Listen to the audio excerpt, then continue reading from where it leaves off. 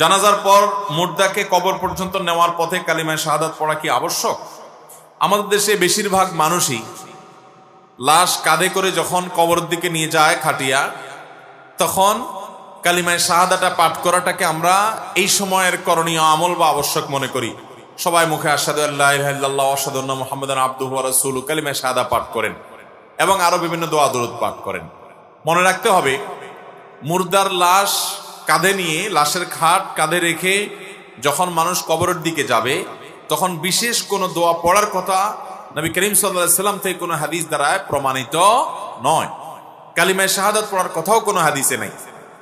যদি কেউ পড়েন একান্ত এই জায়গা থেকে যে তিনি এই লাশটা নিয়ে যাচ্ছে কবরের দিকে, আল্লাহর কথা তার স্মরণ হয়েছে, তিনি তার ঈমানকে নবায়ন করার জন্য কালিমায়ে শাহাদা পাঠ করেছেন, এটা তো বিচ্ছিন্ন ব্যাপার, তার ব্যাপার। অন্য সময় কালিমায়ে শাহাদা পাঠ করা যায় সেই হিসাবে পড়লেন, কিন্তু এই লাশ যখন লাশের খাটিয়া যখন বহন করা হয় তখন কালিমায়ে শাহাদা পাঠ করতে হয়, এই বিশ্বাস রেখে তিনি এটা করবেন না। কারণ এরকমটি হাদিসে আসে নাই। যেটা হাদিসে নির্দেশ দেওয়া হয় না ওইটাকে হাদিসের নির্দেশ মনে করলে, ইসলামের নির্দেশ মনে করলে সেটা বিদআতে পর্যবসিত হতে পারে।